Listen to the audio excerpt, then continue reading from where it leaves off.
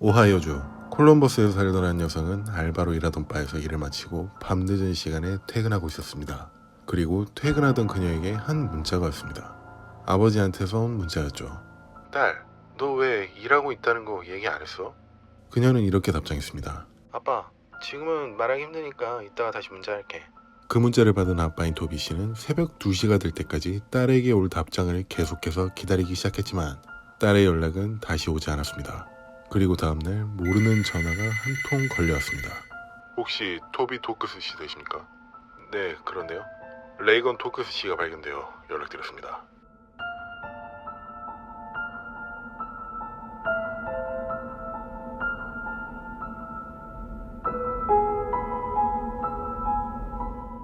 오하이오주 콜럼버스에 살던 21세 레이건 토크스 양은 오하이오 주립대학에 다니던 대학생이었습니다.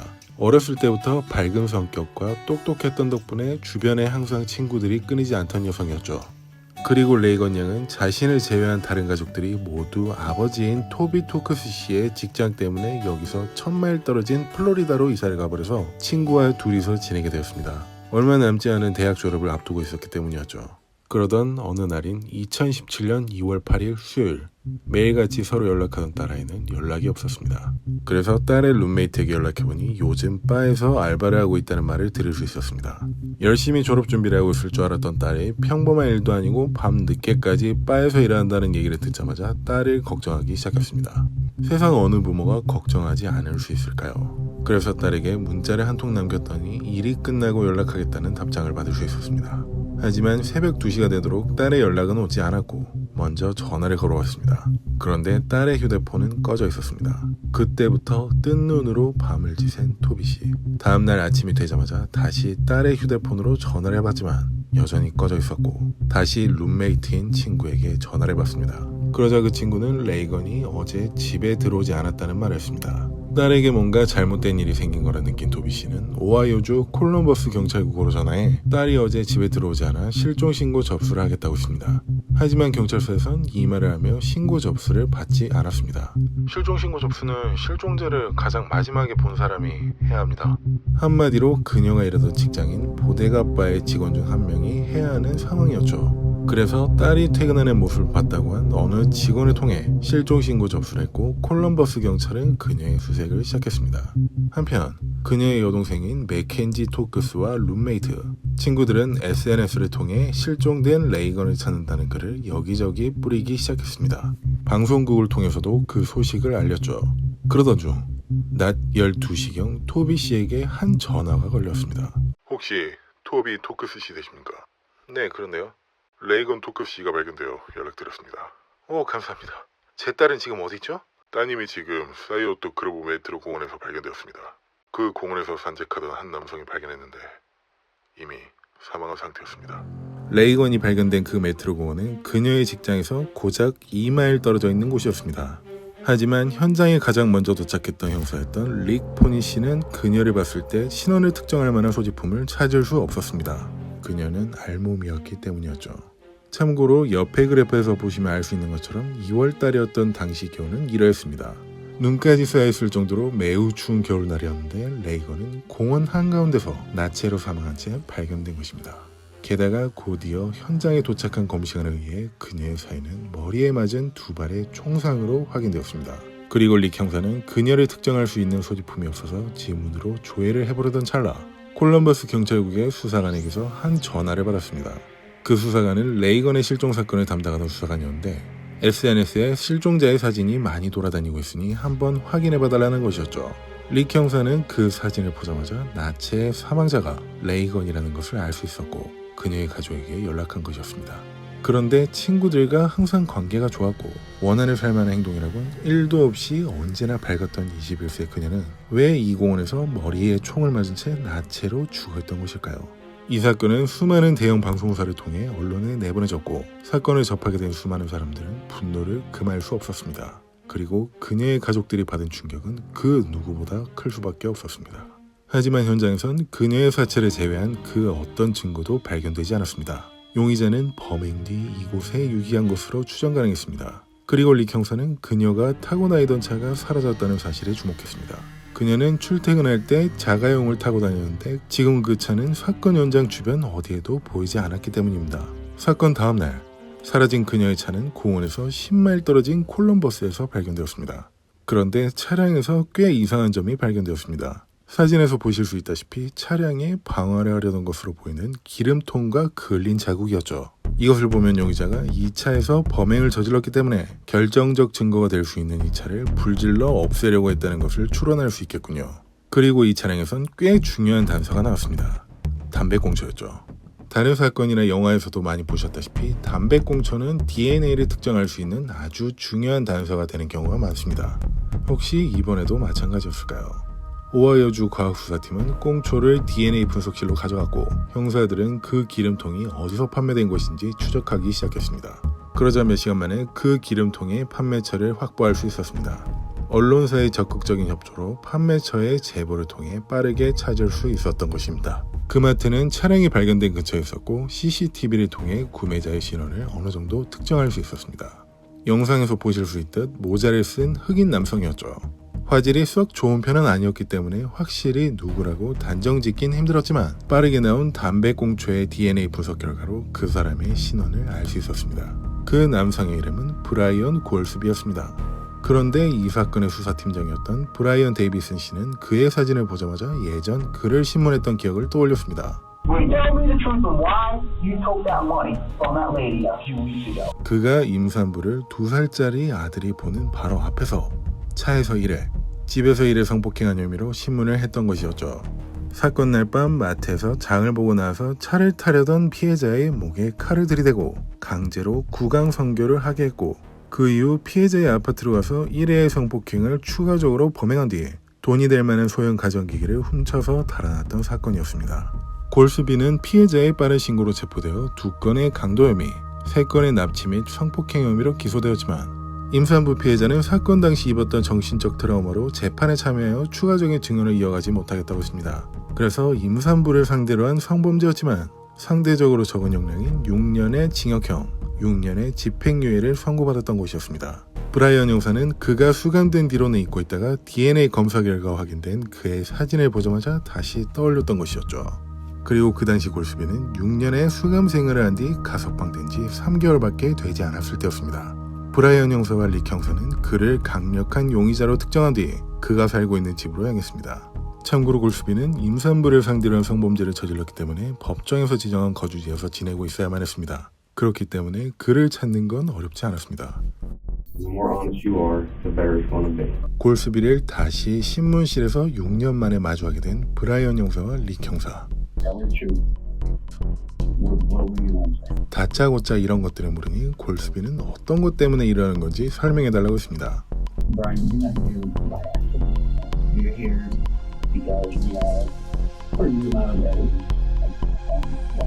두 형사는 골스비가 범인이 확실하다고 마음속으로 생각하고 사건 관련 사진과 서류들을 테이블 위에 던져놓은 상태였습니다. 만약 그 사건의 범인이 본인이었다면 그것들을 보고 꽤 불안해할 수밖에 없었을 겁니다.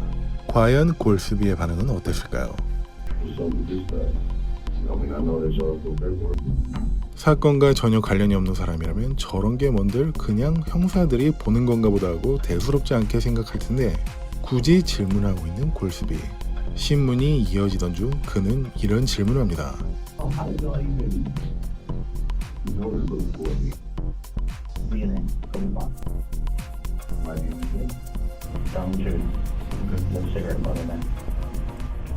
오? 저 반응은 어떤 반응인지 여러분들도 잘 예상되실 거라 생각합니다. 결국 골스비는 그날 레이건의 차를 탔었다는 자백을 했습니다.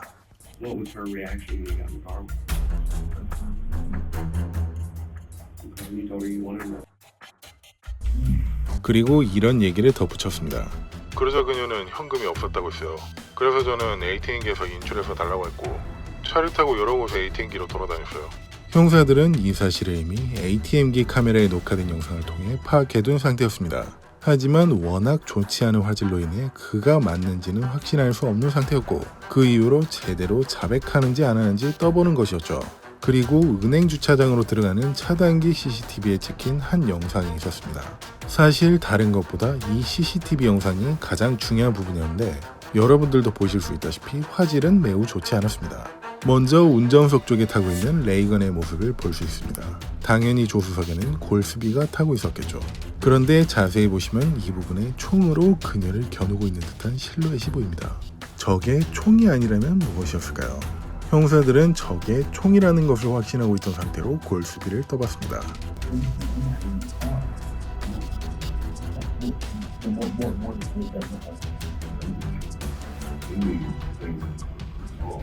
How'd you get in her car? Did you? I just actually opened the door. She opened the door. No way, man. 개소리라고 있는 골스비. 만약 흉기로 위협한 상태가 아니었다면 레이건이 그렇게 순순히 행동했을 리는 없었을 겁니다. 레이건이 아니라 그 누구라도 어떻게든 도망치려 했겠죠. 그래서 형사들은 골스비에게 이런 질문을 합니다. You're not that intimidating. I don't mean to say that just to be rude. But this girl had plenty of chances to get away from you. How'd you keep her there? How? 그리고 이런 진술을 이어갔습니다. ATM에서 인출한 $60를 받고 레이건을 시켜서 메트로 공원으로 운전해 가도록 했어요. 거기 도착해서 옷을 모두 벗어서 차에 두고 내리라고 했어요. Did you have sex with her at all? You sure? 아까 보여드렸던 그래프로 보자면 새벽엔 영하로 내려갔을 만큼 추운 날이었을 겁니다. 그런데 목적이었던 돈을 빼앗는데 왜 굳이 옷을 모두 벗고 공원 한복판에서 내리라고 했던 걸까요? 골스비의 말에 따르면 성폭행을 하지도 않았는데 말이죠. You left her out there in the cold naked. You don't see that's how that is? 그리고 형사들은 지금 레이건의 몸에서 발견된 체액이 DNA 분석 중에 있다고 얘기했습니다.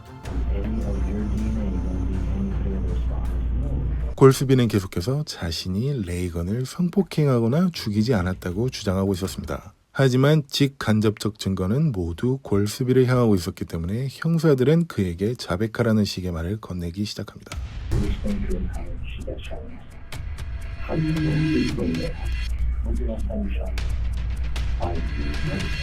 하지만 계속해서 부정하는 골스비.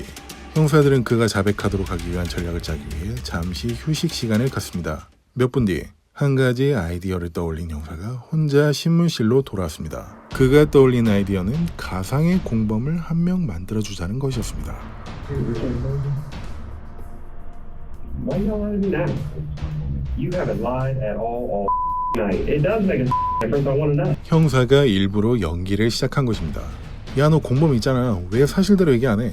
형사인 내가 얘기해달라고 한 거니까 걱정하지 말고 그 공범에 대해 얘기해봐. 라는 식으로요. 그럼 골스비 입장에선 이렇게 생각하겠죠. 형사가 헛다리 짚고 있네? 그럼 없는 공범한테 살인죄는 뒤집어 씌워야겠다. 라고요. Kids ain't gonna die. We can look out for them. 혹시 정말로 공범이 있었던 것일까요? 골스비는 TJ라고 불리는 공범이 있었다고 진술했습니다. TJ라는 사람은 골스비에게 돈을 마련하기 위한 범행을 같이 저지르지 않으면 아이들을 모두 죽이겠다고 협박했다고 했죠. Everybody there wanted to go get the girl.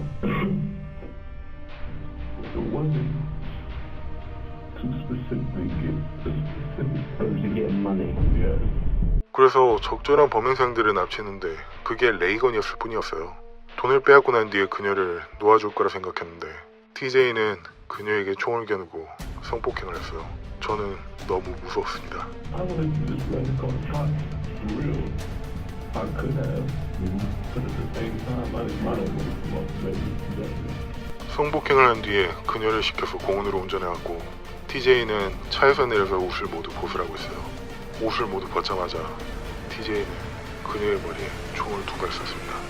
I'm like, bro, what this you doing, bro? You said you was gonna let her go. He's like, bro, shut 형사는 이 모든 이야기를 잠자코 듣고 있었습니다. I believe you. You're gonna help me find TJ. 그래서 골스비는 TJ를 찾는데 도움을 줬을까요? 그럴 리가 없겠죠. 골스비는 계속해서 횡설수설하기 시작했고 형사는 TJ가 없는 거 다 알고 있으니까 개소리 말고 사실대로 얘기하라는 말을 했습니다. 사실 형사들은 레이건의 몸에서 나온 체액으로 DNA 분석을 끝마친 상태였고 그 주인이 골스비라는 것을 알고 있었기 때문입니다. 그냥 한번 떠본 건데 골스비 입장에선 미끼를 물고 황천길까지 간 셈이 되어버렸군요. 어쨌든 골스비에게 질문이 이어갔습니다. Where's your clothes at? 그리고 그녀의 휴대폰의 행방도 묻습니다. 그리고 TJ가 범행에 사용했던 용기인 권총의 위치를 물었더니 정확하게 진술했습니다. 그 공원에 있던 한 배수구 안에 있었던 것이죠. 거긴 권총 한 자루와 2개의 단피가 고스란히 보관되어 있었습니다. 그렇다면 골수비가 주장하고 있는 TJ는 혹시 정말로 있었던 것일까요? 형사들은 골수비가 하고 있는 진술이 거짓말이라는 것을 입증할 수 있는 꽤 결정적인 증거를 입수했습니다. 그것은 바로 성범죄로 오랜 기간 동안 필수적으로 착용해야만 하는 전자발찌의 GPS 기록이었죠. 당시 골수비가 차고 있던 전자발찌는 1분마다 관제실의 위치가 기록되는 기기였습니다. 그것으로 사건 당일 그의 모든 행적이 고스란히 파악되었던 것입니다. 먼저 사건 날인 2017년 2월 8일 밤, 그의 행적을 시간 순으로 한번 보도록 하겠습니다. 저녁 7시 30분쯤 그는 오하이오 주립대학에서 멀리 떨어지지 않은 어떤 곳으로 가기 위해 버스를 탔습니다. 그리고 저녁 7시 49분 버스에서 내렸습니다. 버스에서 내린 그는 사람들이 많이 다니는 다운타운인 쇼트노스 쪽에서 걸어다니기 시작했습니다. 딱히 행선지는 없는 듯 보였고 TJ라는 사람은 어디에도 보이지 않는군요. 그리고 밤 9시가 조금 지나서 레이건이 일하고 있던 바 근처에 도착합니다. 거기서 퇴근하고 차에 타려던 레이건에게 접근하여 같이 차에 탔습니다. 거기서부터 함께 차로 ATM기로 이동하기 시작합니다. ATM기의 첫 거래는 밤 10시 4분 500달러를 인출 시도했지만 거절되었습니다.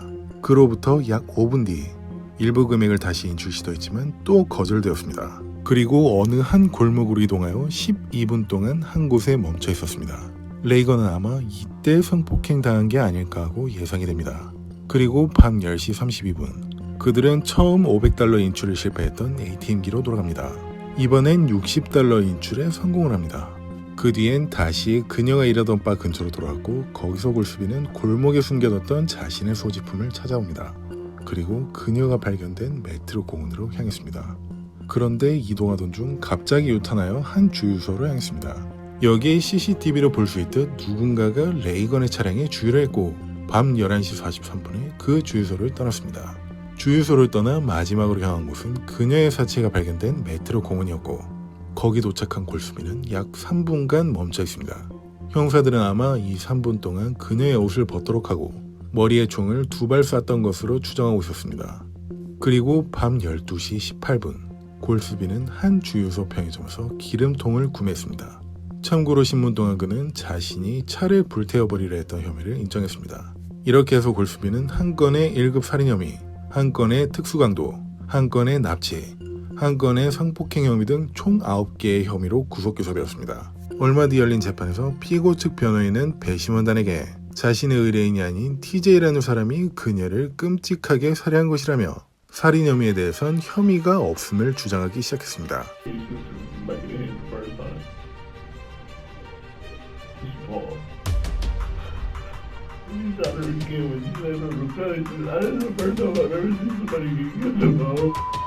당시 원고 측 재판을 맡았던 프랭클린 카운티 지방검사인 론 오브라이언 씨는 이 영상에 대해 말을 이어갔습니다. 피고는 TJ라는 가상인물에게 본인이 했던 끔찍한 범행 방식을 뒤집어 씌우려 하고 있습니다. 일만의 뉘우침조차 없는 무자비한 살인범의 모습입니다.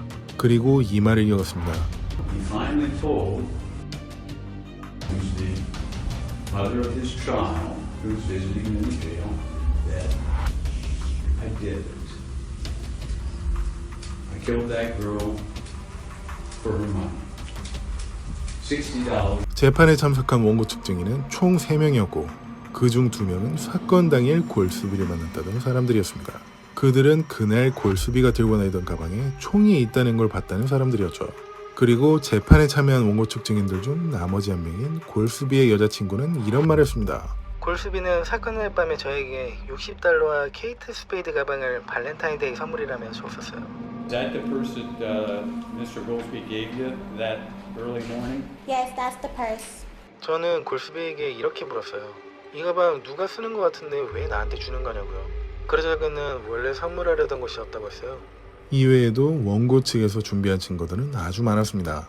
여러분들도 아시는 것처럼 GPS 기록, CCTV, DNA 같은 직접 증거와 정황상 증거들 말이죠. 12명의 배심원 중 과연 몇 사람이나 TJ가 살인을 저지른 거라 믿었을까요? 배심원단이 편결하기 위한 토론에 들어간 지 고작 5시간 만에 결과가 나왔습니다. 그리고 편결의 내용은 이랬습니다. 9건의 모든 죄에 대해 유죄로 인정한다. 그리고 선고가 내려지기 전 피고인인 골스비가 마지막으로 할 말이 있다며 배심원단 앞에 섰습니다. Today I would like to apologize to Tope Stanley for the crimes I committed against his daughter, friends, and family. When I first got locked up, I lied about everything. Said it was TJ. There is no TJ. TJ is not real. I made a TJ up because I was trying to whip him away out of the crime that I committed. But the only other thing I have to say is,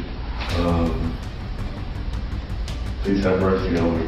이렇게 해서 골수비는 다른 건 볼 필요 없이 운이 좋으면 가석방이 없는 종신형, 그렇지 않으면 사형을 기다리는 입장이 되었습니다. 그래서 이 부분을 어떻게 결정해야 할지 배심원단의 투표가 시작되었습니다. 12명의 배심원 모두가 사형에 투표하여 골수비에게 사형이 내려질 수 있는 상황이 되었습니다. 레이건의 유가족들은 떨리는 가슴을 부르짖고 초조한 마음으로 기다리기 시작했습니다. 마침내 투표가 끝났고 판사는 투표 결과를 읽기 시작했습니다. Life imprisonment without parole signed by all 12 jurors. 12명의 배심원은 모두 사형이 아닌 종신형에 만장일치로 투표했습니다. 골수비는 결국 착한 배심원들을 만나 가석방이 없는 종신형을 선고받았습니다. 끝까지 TJ 핑계만 대던 그가 TJ는 거짓말이었고 유가족에게 미안하다며 자비를 베풀어달라고 했던 최후의 바라게 먹였던 것이었습니다. 이것으로 골수비는 수감되었지만 유가족들의 싸움은 아직 끝나지 않았었습니다. 그건 바로 전자발찌 때문이었죠. 골수비에게 착용된 전자발찌는 틀림없이 제 기능을 하고 있었습니다. 하지만 그 기능은 한정된 인력으로 감시하기엔 턱없이 부족한 기능만 있을 뿐이었죠. 골수비에게 명령된 법정 내용으로 보자면 저녁 6시가 지나면 보호관찰관의 허락 없이 외부 활동을 못하도록 되어 있었습니다. 그런데 아까 GPS 기록을 보셨다시피 그는 6시가 훌쩍 넘은 시간까지 계속해서 집 밖을 돌아다니고 있었죠. 수백 명 혹은 수천 명이 되는 범죄자들의 동선을 단 몇 사람의 보호관찰관이 모두 파악하기엔 현실적으로 불가능했기 때문에 이런 일이 생겼던 것입니다. 예를 들어 일정 구역 이상 벗어나면 알람이 울린다든지 하는 기능만 있었다면 그날 레이건은 이렇게 비참하게 죽음을 맞이하지 않았을 거라는 것이었죠. 레이건의 유가족이 하고자 하는 싸움은 정부를 향한 것이었습니다. 그래서 오하이오주 국회의원들에게 두 가지 탄원을 하였습니다. 첫 번째는 적은 인력으로도 전자발찌를 착용한 범죄자들을 실시간 관리할 수 있는 시스템을 구축해달라는 것이었죠. 두 번째는 수감자들에게 적용되는 법을 제정해달라는 것이었습니다. 그 내용은 수감자들이 감옥 내에서 지켜야 할 규칙이나 법률을 어기게 된다면 본인이 선고받은 징역형의 최대 1.5배까지 연장시켜버릴 수 있도록 하는 것이었죠. 이 법안의 제정 요청의 목적은 이러했습니다. 골수비처럼 성폭행으로 수감되었던 범죄자가 석방 후 똑같은 죄를 저질렀다는 것은 감옥의 존재 목적인 교화 시스템이 전혀 작동되지 않고 있다는 것의 반증이니까 그 시스템을 더 효과적으로 적용시키기 위해 이런 구체적인 법안을 제정해달라는 것이었죠. 그래서 오하이오주 국회의원들은 레이건 토크스 법이라는 수감자들에게 적용하는 법률을 발의했고 만약 제정이 된다면 이 법률에 명시된 59가지 중 많이 어길수록 최대 1.5배까지 수감 생활이 늘어가게 되었습니다. 이렇게 해서 레이건 양의 유가족이 요구한 두 가지 사항은 모두 받아들여졌을까요? 현실은 그렇게 순탄치 못했습니다. 두 가지 사항 모두 막대한 예산이 들어간다는 이유였습니다. 기존에 있던 모든 수감자들의 형량이 1.5배씩 늘어난다고 하면 거기에 추가되는 비용은 어떻게 산정할 것이며 그 GPS 시스템을 구축하려면 보다 많은 보호관찰관을 고용해야 하는 게 현실인데 그 예산을 집행하려면 세금을 올려야 하는 수밖에 없다는 것이었죠. 그래서 결국 GPS 법안을 제외한 수감자 법안만 발의되어 진행 중에 있습니다. 그리고 그녀가 다니던 오하이오 주립대학에서는 2018년 그녀가 참석할 예정이었던 졸업식 날 그녀의 유가족에게 대신 학위를 수여했습니다. 그렇지만 이미 세상을 떠나보낸 레이건 토크스 양은 다시 돌아올 수 없었기 때문에 유가족은 더 슬퍼할 수밖에 없었습니다. 어렸을 때부터 밝은 성격으로 모두를 즐겁게 했던 레이건 토크스 양. 아직까지도 그녀의 빈자리는 모두에게 너무 크게만 느껴지고 있습니다. 2020년에는 모두가 안전하게 살아갈 수 있는 사회가 되었으면 좋겠습니다. 저는 쇼킹TV 톰슨이었습니다. 긴 시간 매우 감사드립니다.